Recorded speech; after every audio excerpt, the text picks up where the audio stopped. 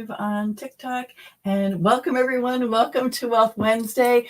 I am Peg Tucker, and I have the pleasure of being here with my good friend and business partner, Angel Chandler. And what I wanted to do today was let you get to know Angel a little more, because I think her story, her experience in network marketing is so relatable. And so inspirational at the same time. So Angel doesn't like to be in the spotlight. She's kind of like me, but we're going to put her in the spotlight a little bit today. I just wanted to, I want you to get to know her a little more. She's brilliant. She's passionate. I'm so grateful to get to work with her. And she is completely committed to success, to her own success and the success of her team. So getting to work with her is such a joy. So welcome, Angel. Thank you so much for being here. Oh, Peg, thank you so much for the kind words. And thank you for having me today. It's just a joy to be able to work with you, and amazing to bounce off of each other every single day and share life together. Yeah, absolutely.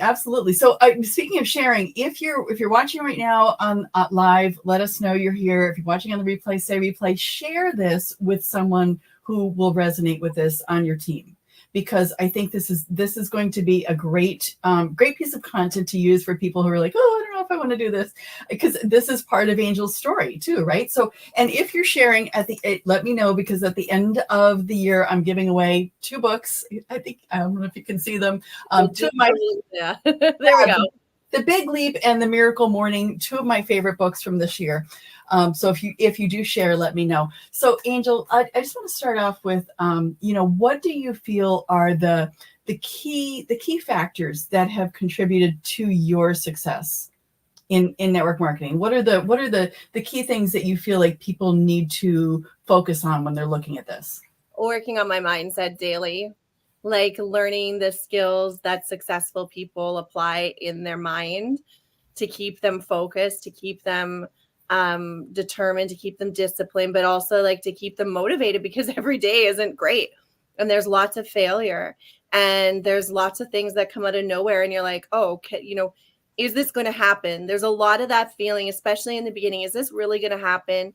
But it's that decision and belief that you have to build within yourself that only comes from studying, reading, taking courses, watching videos, consuming content, whatever you can from people who have created what you want, not people who are teaching on it that haven't, right? We can learn the hard way that there's a lot of people out there putting out information that they haven't applied to their own life. But for me, it was really just diving into mindset, staying focused, and kind of living, not isolated, but you kind of live on your own island for a little bit, right? Because people around you will tell you that you're crazy, it's not going to happen. Why are you still doing that? Why do you work so hard? All of that. And you've got to like just protect yourself. And so, yeah, it's like you're like this on this lone island until you start to find all your people that come over to your island and you're like, oh, I'm not alone. Yeah, that's so good. That is so true. And so you talked about, being on your own at first, and you started this, you were a mom, you were a single mom, right? You were a paralegal. What drew you to this industry in the beginning? So actually at that time I was married.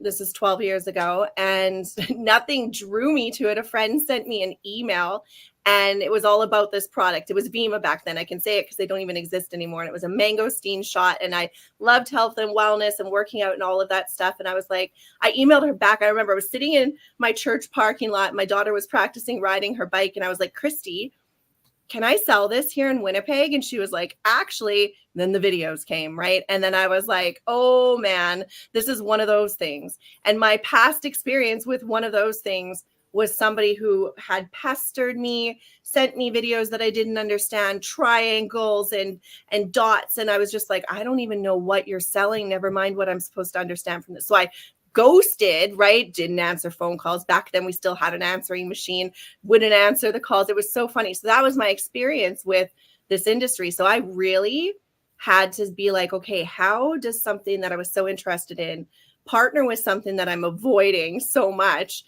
So I did the research. I spent 7 nights. I've shared this many times. I spent 7 nights, put my kids to bed, and spent the time researching the industry, the people, how people were creating success. And my son I was on mat leave at that time. That's what we call it here. I don't know what you guys call it. So I was off work for a year with my son because I had just had him. So I wanted to make a few extra $100, right? But I started seeing stories that I resonated with because my life was far from perfect. And, I was hearing stories that I was like, oh my gosh, these people, like, they went through hard times. They're not just these successful people showing checks on videos and talking about Mercedes and all of these things you could do with like car bonus and blah. I was like, I wasn't thinking car bonus. I was thinking groceries. Right. But I was resonating with the stories that I was hearing and the people. And I was like, if these people can do this, I can do this. And that was it. That was day one of 12 years.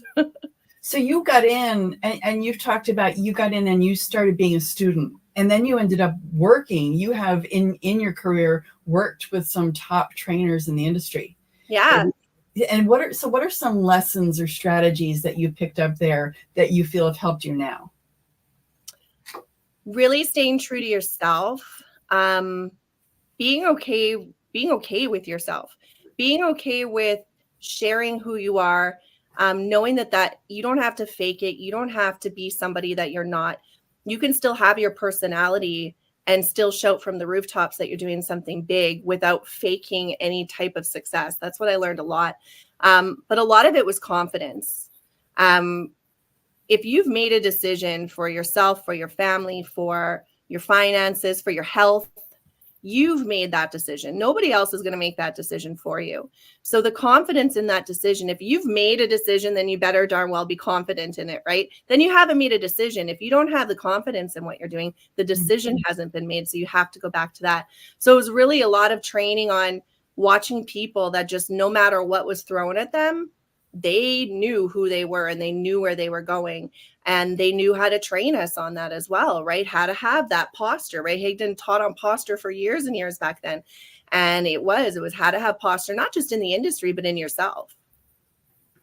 Yeah, I love that. And so you're talking about posture and confidence and being authentic. And you mentioned before mindset. And what tools do you use, or what practices do you use for motivation or mindset that would be helpful for other people? Back then, it was tuning into anything I possibly could. It was tuning into free YouTube videos, back then, so many webinars back then, right? Everybody was doing webinars and teaching, kind of similar to Empower Hour that we have, right? Right. I was just plugging into anything I could. I did buy a lot of courses, but mindset, I was just watching videos, listening to things, of course, Christian stuff, like on why success isn't a bad thing, those kind of things. Right. Now it's audiobooks. I don't read a lot of physical books. It's audiobooks.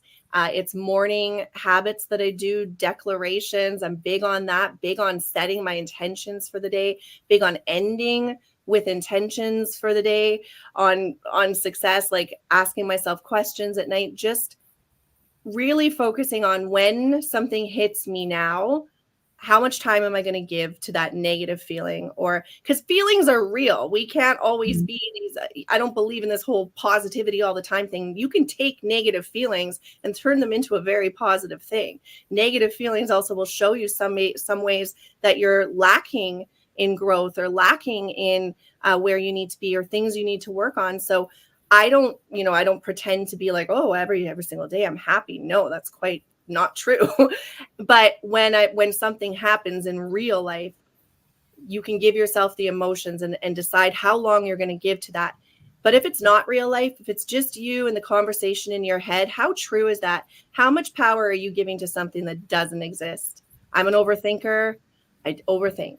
And I will let something go on in my mind, and all of a sudden there's this story built, and I'll go in my head and I'm like, wait a minute, did this even come from fact? Or am I projecting something that I think could happen? We all do that. The conversations in our head, if we could turn off the conversation with ourselves, we'd be amazing, right? Because we're the ones constantly criticizing. Also, not listening to negative voices. I had a lot of negative voices in the very beginning to try to hold me back from success. And you have to shut that out. You have to decide who you're going to surround yourself with and what you're going to allow them to say to you. And if something isn't upping your energy, if something is sucking your energy, it is okay to say no to that person, that, Mhm. that thing that you might go to and put your energy into where it's just not something that fits and aligns with where you're going. If it doesn't fit with your goals, then it's a hard no for me. And that's something you have to learn, that it's okay to say no. And it's okay to say, you know what? No more you. Please leave my life. And I've done that quite a few times in the last 12 years because it's a learned thing, right? It's like Yeah. you're no longer, and it's not selfish. It's not that you're not serving me, but you're draining me, and Yeah. you're, trying to, it's a resistance. It's a breakthrough thing, right? So that's, yeah, for me, it's an everyday thing. It's reading, it's listening, it's talking to people, it's mentorship from others. It's ongoing. I don't think we Yeah. ever stop. I think what you said is brilliant, because I was asking you about what motivates you, and you're talking about association, but getting into the fact that there's the flip side of it. There's that that draining energy that can Yeah. come from some people, and having boundaries is Mhm. really important. So what, and I think that, the association leads me into the next question. And without getting into what, we don't talk about companies here, but what can you tell a little bit about what brought you back into, so you left network marketing for a bit, right?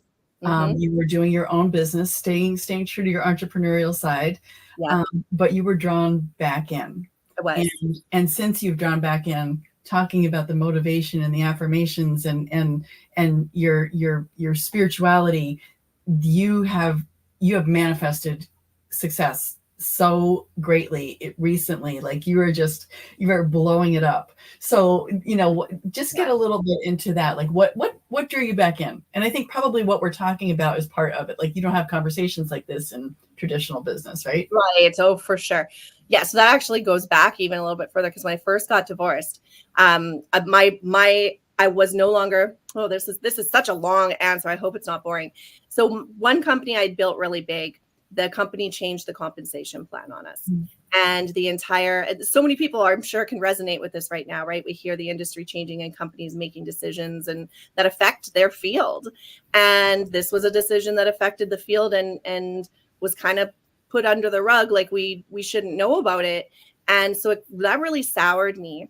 And with you and Paul and I, we always teach on the 5 pillars. So I was missing that pillar of compensation plan now, and also company vision, because if the company was doing things that they weren't letting us know they were doing and then lying about it, that was a big thing for me. So that was probably the first time in my career in this industry where I was like soured, where I was like, oh, I don't like this is slimy. Is this what companies do? Like, is this just okay? And we're all supposed to just all of a sudden have half a paycheck and continue to build this company's wealth? Like it really hit me hard. So I walked away from that company. I did a couple of other things. So I was dabbling at that time. I was in new companies. I was invited to be in very good positions in a couple of new companies.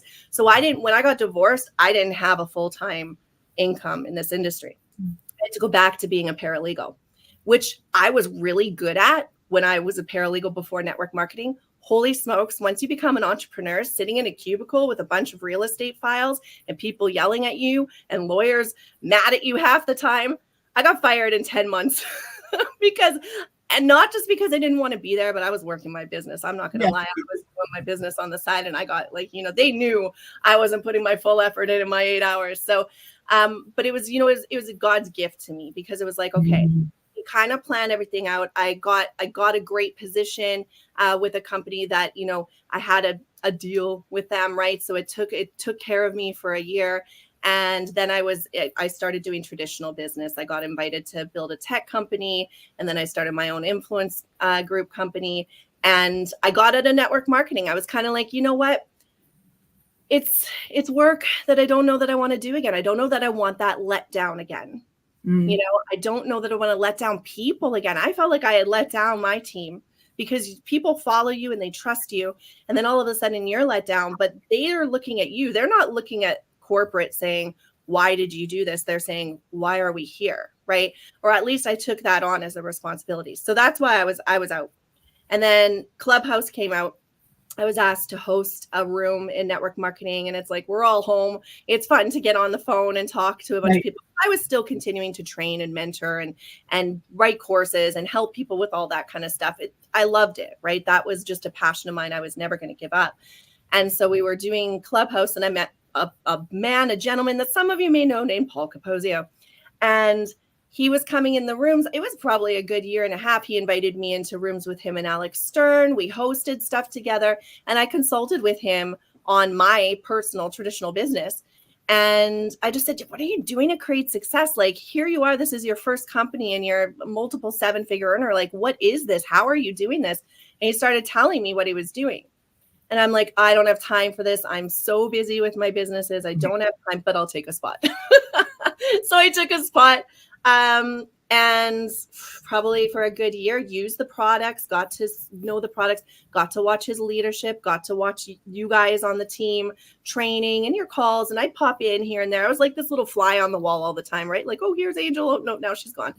And then I just, it was honestly God. I've got to give it all to him. Like any success I'm having now, or me even being here again, is him, because it was a prayer. I was at a point where I'm like, okay, I'm not even happy with what I'm doing now. I'm missing something. I'm missing that joy. I wouldn't say I was depressed or anything. I just felt empty. Like I felt like I was missing something. And he was just like, you're not finished yet. Get over there and start building. And I'm like, okay. So it was like, I wasn't finished what he started, right? It wasn't finished yet. And so I was like, I called up Capozio and I was like, okay, I'm all in. And then jumped in with you guys into training, which was awkward at first, right? It took me a while to like feel like I belonged, right? Because I was out for so long. And it's like, you're greasing your wheels again, making sure you can do this still, because your own belief starts to come down where it's like, okay, I'm doing what I said I'd never do. And it was best decision ever. Mm-hmm. Yeah. Oh, I'm so glad you did. And I'm so glad you got that guidance, because, working with you is really just one of the greatest gifts that I've had in this career. And you talked a little bit about relationships and connections, and how, that led you to come back into the industry. You are so good at building relationships and maintaining connections. What are some of the things that you do to, talk to, if someone's thinking like, how do I do that? How do I build relationships with people and make it a genuine relationship? Talk a little bit about that. You are so good at making me feel good, Peg. People are people. I don't know. I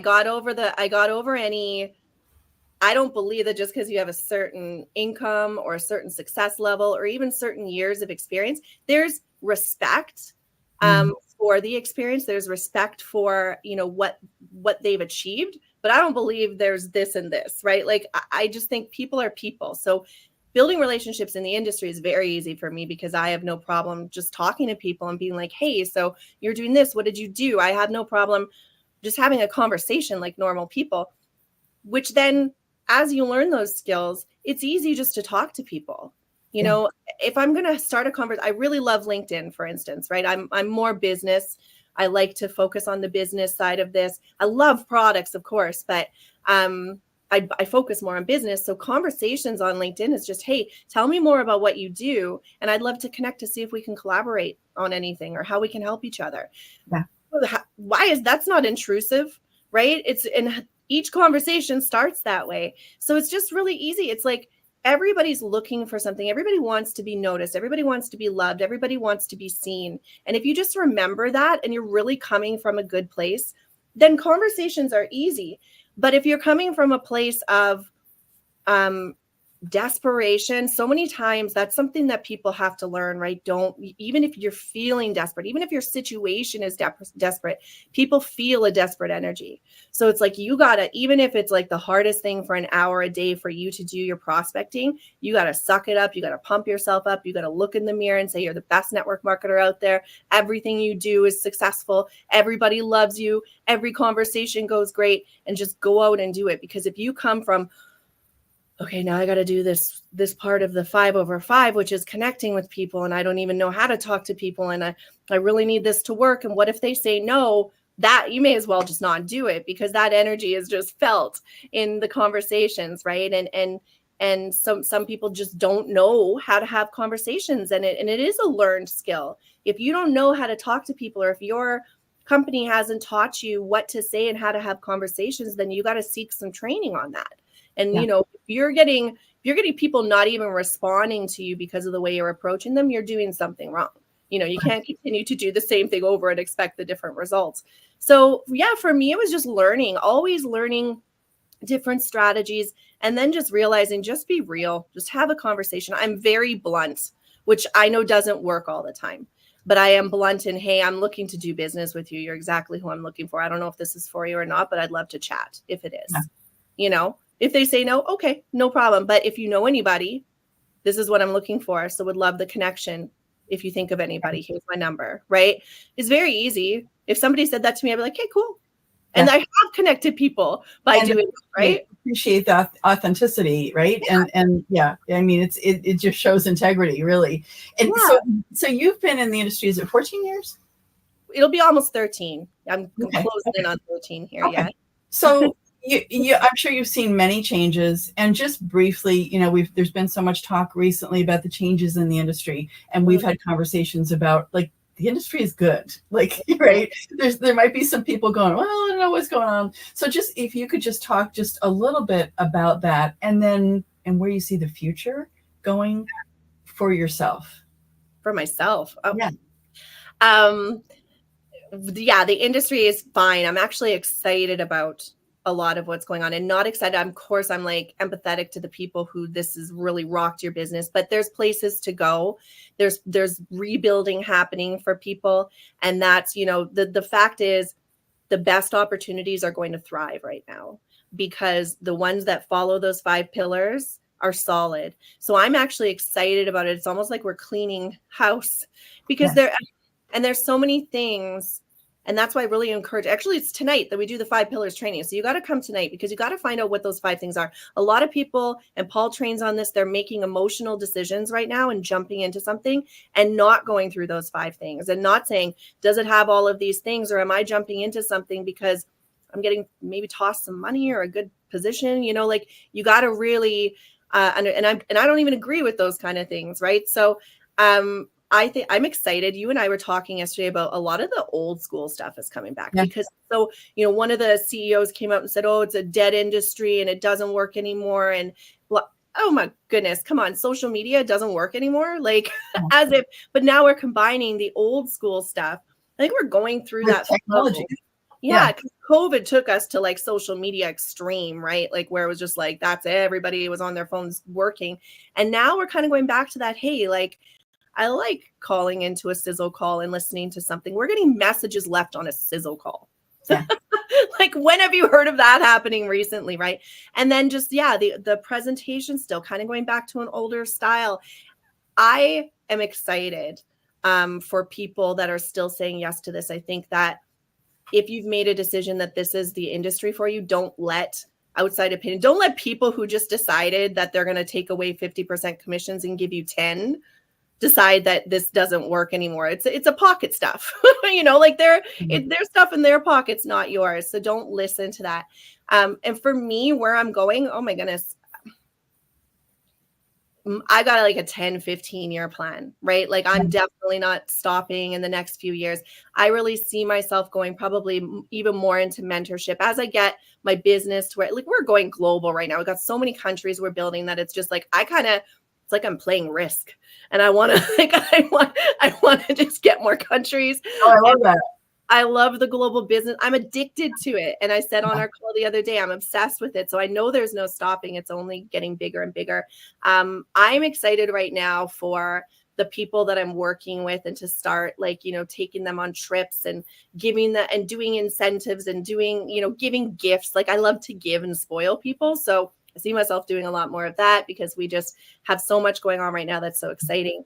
Definitely with UCare, partnering with that charity organization more, and spending more time in the giving and the blessing stages, as I my kids are getting older. So I want to move into that. And of course, moving to Florida soon, but really just having, I don't know, letting God just take the reins and take me to where he wants me to go. I love speaking. I love mentoring. I love all of that. So, that's kind of my vision for the next at least 10, 15 years, and then we'll see. you can tell what you love because you're so good at it, right? And when you're good at something, it's easy to love it, right? So it's just kind of a reciprocal energy there. So Yeah. if you want to hear more from Angel, I'm just going to put this, take a screenshot here if you can, as I realize I got it moving. It's lionprideacademy.com. I've got a page there. Angel's got a page there. You'll see free training that is incredibly valuable from Angel and Paul Capozio, Angel Chandler and Paul Capozio. And then I also want to invite you to our Empower Hour call. Angel mentioned that. Take a screenshot of this. It is a generic call. Actually, if you want to talk a little bit about that, Angel, and then we'll close it up. Yeah, so Empower Hour call is a generic industry-wide call. It's for anybody in any business, any company, any entrepreneurship. It's like, if you just come, you'll learn something no matter what you're doing. Even if you're working a 9 to 5 and just considering maybe having an extra income stream, just come and learn. We've had incredible guests. We started off this fall with Tanya Liza, then we had Ray Higdon, then we had Amber Voigt. 2 weeks ago was Todd Falcone. This week coming up, we have Big Al, Tom Schreider. Then we've got Fraser Brooks coming up. Peg's going to be interviewing him. We have Tom and Kim Challen going to be coming on. We got Margie Alaprandi, who's going to be coming on, and many other names that have said yes. They just come and give their value. It's free. So coming on, you can bring your team. It's safe. You can't even see everybody on there. So there's nobody coming with their phones and taking screenshots. So you can come and just hang out with us. You don't have to be on camera, but you get so much. Like, we're always like 3-4 pages of notes on those calls. So really great training. And then other weeks when we don't have guests, we train. We train on other mindset. Or this week we did a recap of Todd's call.